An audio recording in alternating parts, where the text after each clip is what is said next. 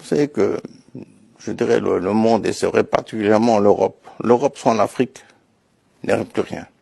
C'est l'avenir de l'Europe, l'Afrique. Tout se trouve en Afrique, les richesses, toutes les richesses minières, énergétiques, agricoles, et tout peut venir. En Belgique, en Europe, il n'y a plus grand-chose.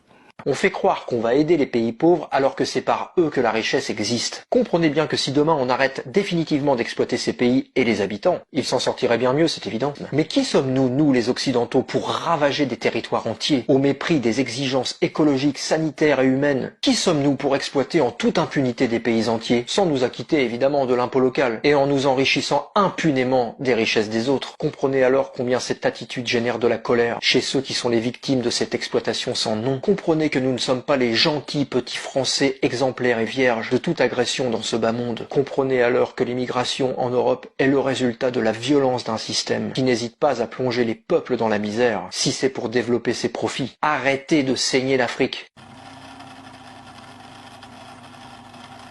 L'Afrique est volée chaque seconde de plus de 7100 $. Pourquoi 7100 $? C'est le compteur de l'évasion fiscale de l'Afrique qui nous le dit.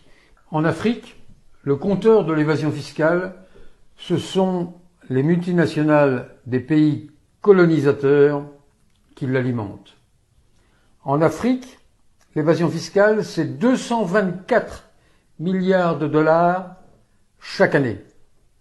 224 milliards de dollars qui s'évaporent du continent africain et qui l'empêche de satisfaire aux besoins élémentaires du plus grand nombre.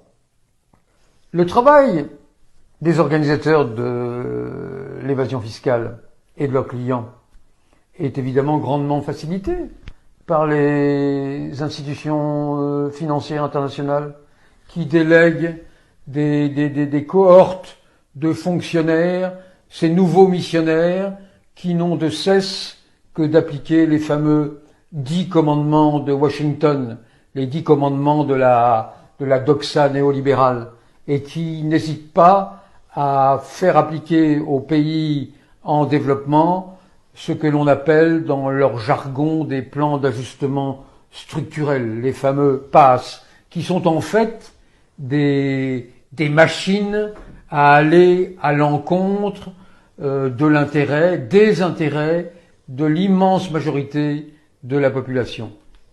L'évasion fiscale est intolérable et aussi illégitime que la dette qu'avaient combattu certains, et notamment Thomas Sankara, qui est mort. Il faut regarder en permanence ce compteur de l'évasion fiscale qui rappelle que l'Afrique est volée de 7100 € à chaque seconde. Les gens ne veulent pas comprendre que ce qu'on appelle un pays développé, c'est un pays pilleur, et qu'un pays non développé, c'est un pays pillé. Je veux dire, il faut vraiment voir que l'Europe s'est enrichie avec le travail de gens qui n'étaient pas payés et qui étaient menés au fouet. Ça, c'est une dette historique, et c'est là que commence la dette écologique, puisque on pille les ressources, on prend le bois, les minerais, tout ce qui est possible, on l'extrait. Et donc ça, pour moi, la dette écologique, elle commence historiquement avec ces 3 siècles d'esclavage. Voilà, ça on peut pas passer là-dessus. C'est le fondement de notre surrichesse et de leur surpauvreté. Cette inégalité dont on vient de parler, qui est croissante. Ça, c'est vraiment la dette historique. Ce qui signifie clairement, et même très clairement, que l'Afrique doit rester à jamais dans le sous-développement ou le quasi-développement, afin d'assurer le développement de l'Occident, en fournissant presque gratuitement toutes les matières premières dont l'Occident a absolument besoin pour son développement, son progrès, sa puissance, son bonheur. Le pompage de l'Afrique par l'Occident installe ici le sous-développement et crée là-bas le développement. Ce pompage continu signifie que l'Occident n'a aucun intérêt à ce que l'Afrique se libère et se développe. L'Occident n'a aucun intérêt à le faire. Donc les aides et les coopérations, c'est des cadeaux empoisonnés, puisqu'en fait, c'est pour freiner l'Afrique en réalité. Et nous ne le comprenons pas encore.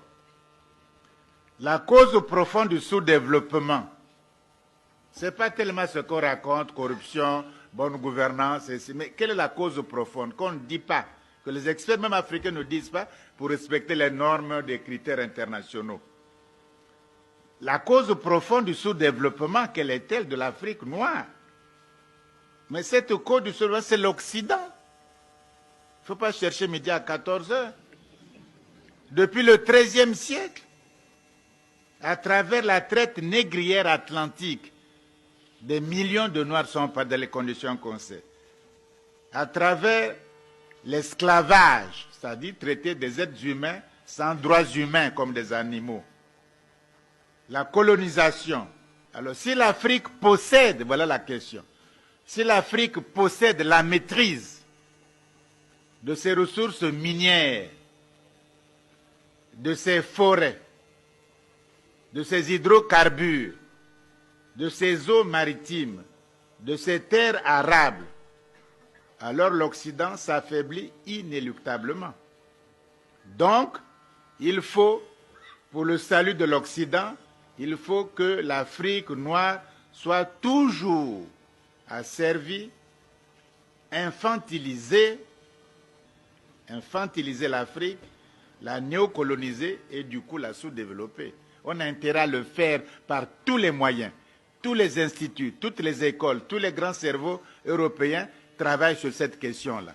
Parce que si l'Afrique échappe, nous sommes... La question de l'Afrique est très nettement, il faut le dire, la question du rapport de force dans le monde contemporain. La question du rapport de force dans le monde contemporain. Je vais m'expliquer sur ça, en prenant des images. Pot de terre, c'est-à-dire la céramique, la poterie de terre. Pot de terre contre pot de fer, qui gagne? Qui domine? Qui dirige? Qui fait la loi? C'est tout. On nous parle de l'émergence, mais c'est quoi l'émergence? L'émergence, si souhaitée, si proclamée, c'est devenir simplement pot de fer. C'est tout, c'est pas autre chose. Tant que l'autre ne respecte pas votre dignité, vous n'êtes que pot de terre. Même s'il loge dans vos hôtels, il vous remercie, etc. Mais il vous prend pour un pot de terre. Même si vous lui ferez de champagne, le banquet, il vous prend toujours pour pot de terre. Car les faibles, ceux qui sont, je prends l'image de pot de terre, les faibles, les pauvres, les fragiles, les timides, les balkanisés, on attend quoi? Les balkanisés ne sont qu'au pot de terre. Donc la question de l'Afrique n'est pas encore une fois le développement, mais la création d'une puissance politique africaine. C'est ça, c'est tout. La création d'une puissance politique africaine à l'échelle continentale. Tout le reste trouvera sans délai des solutions convenables. Tout le reste. L'industrialisation, le développement, les routes, tout le reste trouvera. Il faut des États-nations africains locomotives. Parce qu'il faut qu'il y ait ceux qui amènent le train aussi. Hein. Il faut des États africains, nations à l'heure actuelle, des États-nations africains, même si tout le monde, nous sommes tous des pots de terre, mais il faut quand même que certains soient des locomotives, c'est-à-dire des leaders. Une nouvelle conscience africaine est par conséquent appelée à l'existence. Il faut faire avec de nouveaux schémas intellectuels, de nouveaux logiciels intellectuels ou mentaux. Une nouvelle conscience africaine doit venir à l'existence. Cette nouvelle